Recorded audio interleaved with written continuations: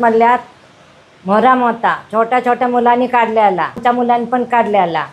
पण आमची मुलं वाजवत वाजवत पूर्ण काय आमची हद्दीसर गेलेली नाही.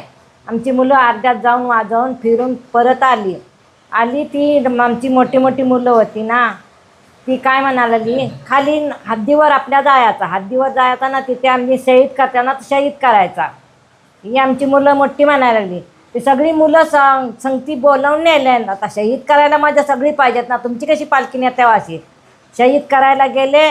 तिथे ती लोक मध्ये असे रस्त्यावर, राजदारी रस्ता, काय कुणाच्या घरातला रस्ता नाही, राजदारी रस्त्यावर सगळे वाजवत बसले. ते माझा मोठा मुलगा काय म्हणायला लागला, साईड द्या साईड द्या. एक माणूस काय म्हणाला, अरे त्यांना साईड द्या, त्यांना जाऊन दे. तर दुसरी होती पियालेली पोरा, दुसरी काय साईड द्या साईड द्या काय साईड द्या करूनची माझ्या पोरावर मालहाण घातली आहे.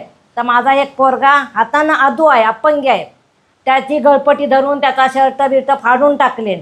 दुसरा मुलगा गेला धरायला, त्याच्या कणपटात मारली. तिसरा गेला धरायला, त्याला पण मारली. माझ्या सगळ्यांनी मारहाण घातलेली. मारहाण घातल्याबरोबर मी अशी मध्ये गेलो. आता आई बघेल मुलांना मारतात, मी मध्ये गेलो ना धरायला लागलो.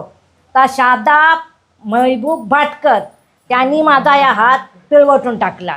आणि दुसरा मलिक इसाक इब्जी आणि त्याचाच मुलगा मुबीन मलिक इब्जी, त्या दोघांनी मला अशी धरल्यानं लोटून टाकल्याने मला खाली पाडून माझ्या कमरेला मार मिळाला ना, माझ्या पाठीतल्या मुटके मारले. मग तिथे सगळे पोलीस हजर होते. ते सगळ्या पोलिसांची मी विनंती करतात की बघा माझ्या मुलांना मारतायत, बघा माझ्या मुलांना मारतायत. ते का नाही, थांबा थांबा मोठे साहेब येतात, थांबा मोठे साहेब येतात. ते आम्हाला म्हणा आम्ही काय शिवीगाळी काय केलेलं नाही. ते म्हणतात तुम्ही शिवीगाळी केल्या. तर मग मोठा आला दळवी साहेब आला ना, तर काय म्हणायला लागला, सगळं त्याला सांगितलेली कैफियत. ता म्हणतं इथे मी काय करू शकत नाही. माझी सून काय म्हणते, आमची कैफियत इथे लिहून कंप्लेंट घ्या. तर तो काय सांगते, इथे मी घेऊ शकत नाही, तुम्ही पुढे जावा. काय पैसा अडका तरी आम्ही गाडी पेशल केली. आम्ही गरीब माणसं गाडी पेशल केलेली आणि आम्ही गुहागरला पोचलो. माझ्या मुलग्याला मोठ्या मारला. ती माझ्या मुलग्याने जबानी दिला, ती काय लिहून सरळ घेतला नाही. ती माझी सून शिकलेली आहे 10वी, तिने सगळं वाचून बरोबर घेतला. मागे मागे पुढे तासा लिवायला लागला. तर तिने बरोबर बघितला तर 2-4 हुरूप लिवलांना काय म्हणते की आत्ता नाही, आम्ही बायकांना मारलेलं त्याचं काय साजन, आम्ही बाई माणसाने मुलग्यांना मारलेला. आम्हाला माझा हात आहे आदू झालेला, त्या हाताला पिळवटला शादाब महबूब भाटकर त्यांनी. आणि ते काय म्हणतात, आज नाही तुमची लिहणार, याची लिवली नाही एवढी, तुम्ही आता फक्त यावर साईन करा.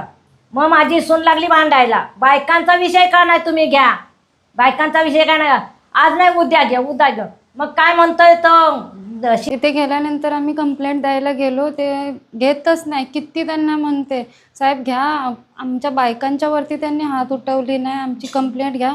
ते म्हणतात नाही, तुम्ही घ्या कागदावरती सही करा, नाही तर तुम्ही अर्ज लिहून द्या, त्याच्यानंतर उद्या सकाळी या, त्याच्यानंतर बघूया.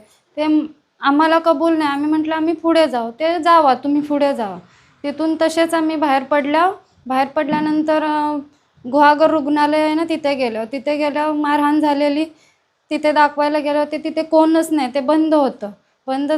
ते परत आम्ही घरी गेल्यानंतर दुसऱ्या दिवशी आम्ही रत्नागिरीत गेल्यानंतर आपले SP साहेब आहेत ना, त्यांच्या इथे गेल्यानंतर त्यांच्यासमोर आमची सगळी काय आहे ती ही गोष्ट कैफियत सांगितल्या. त्याच्यानंतर त्यांनी फोन केला गुहागरला. ते म्हणाले काय, तुम्ही गुहागरला जावा, तिथे तुमची तक्रार लिहून घेतील आणि तुमची कारवाई करतील. ते करतील म्हणाले. त्याच्यानंतर आपण बाहेर आलो आणि मग सिव्हिल रुग्णालयात गेलो. सगळ्यांना जेवढ्यांना मार लागलेला होता ना, तेवढं सगळ्यांना दाखवलं. त्यांचा चेकअप करून, त्यांचा एक्सरा करून, औषध वगैरे तिथून घेतलं आणि परत घरी पोचलो आम्ही. म्हणजे घटना घडली त्यावेळी आम्ही पोलीस स्टेशनला गेलो. ज्यावेळी गरज होती त्यावेळी तुम्ही आमची तक्रार घेतलीच नाही. आणि ज्यावेळी आम्ही SP साहेबांच्यापर्यंत पोचलो, त्यांचा फोन गेल्यानंतर तुम्ही आम्हाला फोन लावते की आता या, आम्ही तुमची तक्रार नोंदवून घेतो. याला न्याय म्हणतात काय? हा अन्याय आहे. न्याय कोणाजवळ मागणार? आमचा काय दोष आहे? आम्ही काय मारच खात राहायचा यांचा? यांना काय शिक्षा नाही द्यायला पाहिजेत? यांच्यावर कारवाई केलीच पाहिजेत. आज त्यांनी मारली ना आम्हाला, आमच्या मुलांना पण सकाळ मारत, आमच्या नवऱ्यांना जीवानी मारायची त्यांनी धमकी दिली, घर जाळायची धमकी दिली. म्हणजे हे अति नाही करतात? आम्हाला एकाच गावात राहायचं आहे, एकाच मोहल्ल्यात राहायचं आहे, मग आम्ही कसं जगणार? गुहागरला जाऊन आमची तक्रार त्यांनी आम्हाला पाहिजेत तशी तक्रार जर नाही घेतली तर आम्ही रत्नागिरी जाऊन आमरण उपोषण करणार, पण मागे हटणार नाही.